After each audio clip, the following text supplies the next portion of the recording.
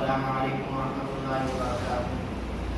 الحمد للہ نحمده ونستعینه ونستغفره ونعوذ باللہ من شرور انفسنا ومن سیئات اعمالنا، من یهده اللہ فلا مضل له ومن یضلل فلا هادی له، واشهد ان لا اله الا الله واشهد ان محمدا عبده ورسوله، اما بعد فاعوذ باللہ من الشیطان الرجیم، بسم اللہ الرحمن الرحیم، قل هو الله احد الله الصمد لم يلد ولم يولد ولم يكن له كفوا احد، وقال الله تبارك وتعالى في القران الكريم والفرقان الحميد يا ايها الذين امنوا استعينوا بالصبر والصلاه ان الله مع الصابرين۔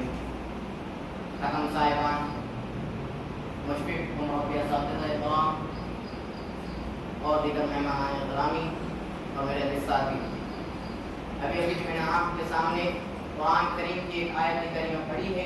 اس آیت کی مناسبت سے میری تقریر کا عنوان ہے صبر اور اس کے فضائل۔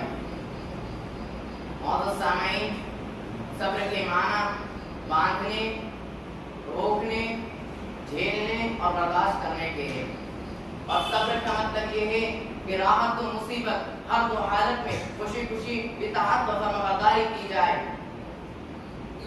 دنیا میں جتنے بھی مصائب و مشکلات پیش آئے انہیں جھیلا جائے، جلد بازی اور غبراہٹ سے کام نہ لینا صبر ہے، اپنے آپ کو غصے کے وقت قابو میں رکھنا صبر ہے، اور اللہ کی رضا اور دنیا کی اقامت کے لیے بڑی سی بڑی قربانی دینا وغیرہ بھی صبر ہے۔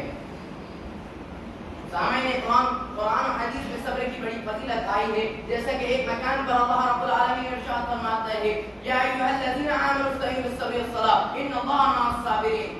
اے ایمان والو، اللہ رب العالمین کی مدد صبر اور نماز کے ذریعے حاصل کرو، بے شک اللہ رب العالمین صبر کرنے والوں کے ساتھ ہے۔ نیز فرمایا وَجَزَاهُم بِمَا صَبَرُوا جَنَّةً وَحَرِيرًا، اور ان کا بدلہ صبر کرنے کی وجہ سے جنت اور ریشمی لباس ہے۔ وہ ریشمی لباس جو دنیا کے اندر پہننا تو انسان کے لیے حرام ہے، لیکن جنت کے اندر پہنایا جائے گا۔ اسی طرح حدیث نبوی میں بھی صبر کی بڑی فضیلت آئی ہے، جیسا کہ ایک مقام پر اللہ کے رسول صلی اللہ علیہ وسلم نے صبر کو روشنی سے تعبیر کیا۔ آپ صلی اللہ علیہ وسلم فرماتے ہیں الصبر ضیاء، صبر روشنی ہے۔ معزز سامعین اکرام، صبر کرنا انبیاء کرام علیہ السلام کی زندگی صبر کے سلسلے میں ایک بہترین نمونہ ہے۔ ان میں چند ایسے لوگ ہوں گے جنہوں نے آزمائشوں سے نہ گزرنا پڑا ہو۔ چنانچہ حضرت ایوب علیہ السلام کو دیکھ لیجئے، جن کا صبر ضرب المثل بن گیا۔ شاعر کہتا ہے کہاں سے لاؤ صبر حضرت ایوب ایسا دی، کہاں سے لاؤ صبر حضرت ایوب ایسا دی، خم آئے گا سراہی آئے گی تب جام آئے گا۔ معزز سامعین اکرام، صبر کرنا انبیاء کرام علیہ السلام کا شیوا رہا ہے۔ چنانچہ ایوب علیہ السلام کو دیکھ لیجئے، جنہیں بیماریوں نے آ گھیرا، مدت و بستر میں پڑے رہے، پھر بھی صبر کے دامن کو تھامے رکھا، بس زبان سے یہی جاری رہا رب انی مسنی الضر وانت ارحم الراحمین، اے میرے رب مجھے بیماری لگ گئی ہے اور تو بڑا رحم کرنے والا ہے۔ یعقوب علیہ السلام کو دیکھ لیجئے، جن کے چہیتے بیٹے ان سے دور کر دیا گیا، پھر بھی یعقوب علیہ السلام نے صبر کو نہیں چھوڑا۔ تو نبی کریم صلی اللہ علیہ وسلم کو کس قدر تکلیفوں کا، کس قدر مصیبتوں کا سامنا کرنا پڑا، ہم آپ تصور بھی نہیں کر سکتے۔ کہیں آپ کو گالی دی گئی، کہیں آپ کو مجنون کہا گیا، کہیں آپ کو پاگل کہا گیا، کہیں آپ کو دیوانہ کہا گیا، کہیں آپ کے اوپر کوڑا پھینکا گیا، تو کہیں آپ کے اوپر اونٹوں کی اونجڑی ڈالی گئی، کہیں آپ کو پتھروں سے مار مار کر لولہان کر دیا گیا، پھر بھی آپ نے صبر کو تھامے رکھا۔ چنانچہ نبی کریم صلی اللہ علیہ وسلم نے صبر کے سلسلے میں جو تعلیم و ترغیب دی ہے وہ اس کی حیات بخش اور امید افزا ہے کہ اسی کی بنیاد پر سلف صالحین نے اپنی زندگی کی عمارتیں تعمیر کی اور کامیاب و کامران ہوئے، اور ہر مصائب و مشکلات کے خلاف صبر کو ہتھیار بنائے رکھا۔ چنانچہ حضرت بلال حبشی، شعیب رومی، آل یاسر رضی اللہ عنہ اجمعین کے صبر و استقامت کے نمونے آج بھی تاریخ کے سنہرے اوراق پر روشن ہیں۔ معزز سامعین اکرام، پہلے کے سچے اور پکے ایمان والے کس طرح صبر کیا کرتے تھے، آئیے اس سلسلے میں ایک حدیث سماعت فرمائیں۔ حضرت خباب بن عبد رضی اللہ عنہ بیان کرتے ہیں کہ میں نے آپ صلی اللہ علیہ وسلم کی خدمت میں عرض کیا، اے اللہ کے رسول، آپ اللہ سے دعا کیوں نہیں کرتے کہ ہم کافروں کی تکلیف سے تنگ آ چکے ہیں؟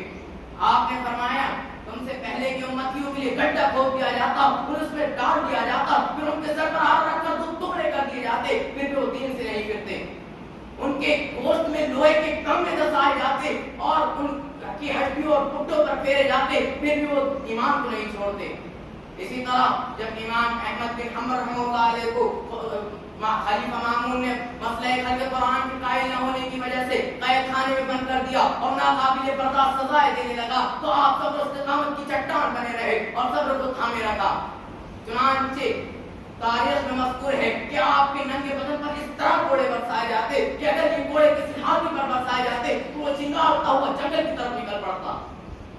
یہ تھا ہمارے اسلاف کا صبر کا معیار کہ انہوں نے اپنی زندگی صبر و تحمل میں بسر کر دی. لیکن اس کے برعکس ہمارا حال یہ ہے کہ ذرا سی تکلیف ذرا سی معاشی پریشانی لاحق ہوتی ہے تو ہمارا صبر کا پیمانہ لبریز ہو جاتا ہے. ہمارا دل و دماغ طرح طرح کی بدگمانیاں پیدا کرنے لگتا ہے. اس سے نہ تو مصیبت میں کوئی کمی واقع ہوتی ہے نہ تو مصیبت کا کوئی حل سامنے آتا ہے بلکہ انسان اللہ کی رضا خوشنودی اور صبر کے اجر و ثواب سے محروم ہو جاتا ہے.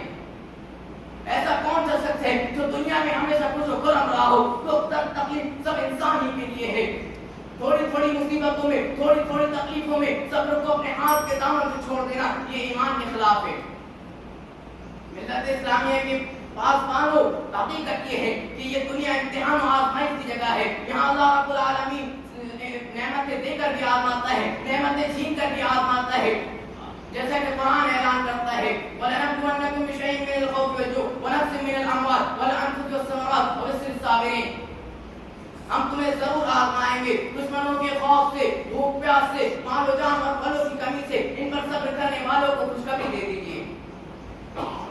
آپ صلی اللہ علیہ وسلم ایک حدیث میں فرماتے ہیں کہ اللہ رب العالمین جس کے ساتھ خیر و بھلائی کا ارادہ کرتا ہے اسے مصیبتوں سے دوچار کر دیتا ہے. آخر میں اللہ رب العالمین سے دعا ہے کہ اللہ رب العالمین ہم تمام لوگوں کو صبر کرنے اور اس کے اجر و ثواب کا مستحق بننے کی توفیق عطا فرمائے. آمین. وآخر دعوانا الحمدللہ رب العالمین. والسلام علیکم ورحمۃ اللہ وبرکاتہ.